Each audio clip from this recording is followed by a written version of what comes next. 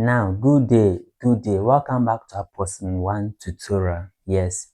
Now, if today the first on this my channel, make sure you subscribe to my channel, turn the notification bell on so that anytime I upload a video, you will be the first person to get it. Yes. The main aim is to make mathematics simple for you so that you can easily pass the WASI with ease. Now, let's see.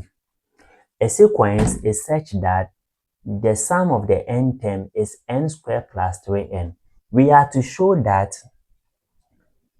the terms of this sequence are in arithmetic progression. Don't forget it. We have to show that it is AP or linear sequence. Now, how can we show that this particular thing is an AP? What do you know about AP? AP has a common difference, right? The difference is supposed to be constant. Now, if the difference is constant, then it means that, or if the difference is common, then it means that this was an AP. So I'm going to show why this one is what AP.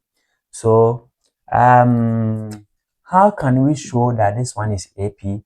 What is common difference? The common difference is the n term. The common difference is the n term minus the last but one term. Don't forget it is T2 minus T1 or T3 minus T2. Yes. Now, so with this one, I can look for T1, I can look for T2, then I'll look for T3, then I'll solve that one, then I'll put it inside. But before I can find the T1 and T2, I can't just use one particular item to determine. So I'm going to go through the best process you can use to get this answer by using this particular formula. Get it? But in this question, I don't know the n term. I have to use this one to prove it. I'm not supposed to use this one. Yes, because this one will give you this one, this and this cannot determine the answer unless you look for about 3 terms to confirm your answer, whether the thing is an AP or they have a common difference. But I'm going to use this one, general formula, to get the answer. Yes. But what is the n term? I don't know the n term. How can I find the n term? The sum of the n term was given. But I know that there is a relationship between the sum of the n term and then the n term. Yes, because the n term is equal to Sn minus Sn minus 1. Now don't forget that I have talked about this particular thing in the previous video. So if you have not seen it, make sure you go and watch the previous video before you come here. Yes. Now let's see. So first, I know that S sub n is equal to n squared plus 3n. I want to find the n term, but the n term is equal to S sub n minus S sub minus 1. So I need to solve this one separate.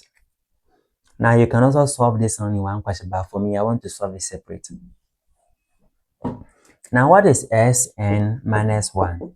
The Sn minus 1 means that the n is now n minus 1. The n here is now n minus 1. So where you see n in this particular expression, you put n minus 1 there, or you substitute, or you replace it with what? N minus 1. So I can see n here, the n here is now n minus 1 and it's squared. Now plus 3, I can see n here, the n is now n minus 1.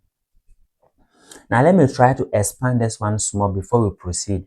So we have n minus 1 is equals to, now you see you can easily expand this one. This one gives us n squared minus 2n plus 1. Then let's multiply this. We're going to get 3n minus 3.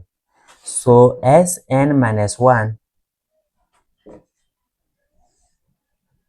is equal to n squared. Now minus 3n plus 3n will give us n. And then 1 minus 3 will give us minus 2. Now what is the n term? The n term is Sn minus Sn minus 1. So the n term is now the sum of the n term. Sum of the n term is n squared plus 3n minus the sum of the preceding term, which is this one. That is n squared plus n minus 2. So what I'm going to get, I'm going to use a negative to expand the bracket. We're going to get n squared plus 3n minus n squared. Minus times positive will give us minus, and then this minus will give us plus 2. So my n term will now be equal to n squared minus n squared. It's going to cancel. We're going to have 3n plus, okay, no. Now this one is n squared minus n squared. We're going to get 0. 3n minus n will give us 2n, and then we have plus 2. Now even this one shows that it's going to give you an AP. Now let's move on. Don't forget that the common difference d is equal to what? The n term minus what? The n term minus 1. So I'm going to solve for this one. The last but one term. Common difference equal last but one term. So how do we find the last but one term? I'm going to solve that one here. Follow me closely. So Tn minus 1, where we see n here, we put n minus 1 there. So I'm solving for Tn minus 1 using the n term Tn. So where I see n, I'm going to replace it with n minus 1. So I will have 2. This n is now n minus 1, then plus 2. Now let me try to expand this once more. I'm going to have 2n minus 2 plus what? 2. 2n minus 2 plus 2. So we're going to have 2n minus 1 equal to 2n, because minus 2 plus 2 go to 0. So therefore, I can easily find the common difference, because if this one is an AP, then this common difference is supposed to give us a constant. So that is Tn minus 1, right? Yes, follow me closely. Follow me closely.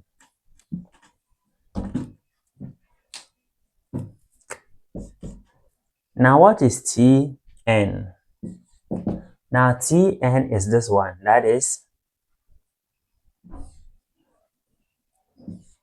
2n plus 2. That is Tn. Now what is minus? We have minus here. Now what is Tn minus 1? Tn minus 1 the same as 2n. Now this one is the same as 2n. So what am I going to do here? 2n minus 2n will give you 2. Because this and this will go to 0. And then we have plus 2 going to raise 2. Now what are we getting here? This one shows that the difference is 2. And the 2 is a constant. 2 is a constant. In case you give us the answer 2 is equal to 2, d is equal to 2 plus any variable, any n variable, then we are not going to call it what? An AP. Or even if it ended up getting the common difference equal to 2n, this n means that the difference can change, because n is 1, the difference will be 2, n is 2, the difference will be 4, n is 3, the difference will be 6, and that's what that. So whenever a question like this, it means that thing is not what? A constant. So it is not what? It is not AP. Yes. Or even if after simplification you get the answer to be like this, either addition, or whenever the answer is attached to a variable, or whenever a variable is included in the common difference, it means it is not a constant. So therefore, it is not an AP. So with this one, we had 2, and 2 is a constant. So therefore, the terms are in arithmetic progression.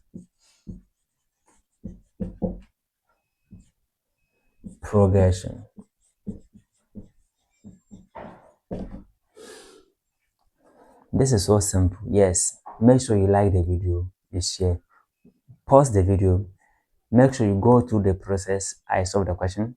Yes, pause it again, solve it on your own, and see how you can be able to solve, whether you'll be able to understand the concept of what. Solve it several times until you become used to it. Yes, see you in the next video. In the next video, I will either talk about application of AP, or I will move on to exponential sequence. Now see you in the next video. Bye.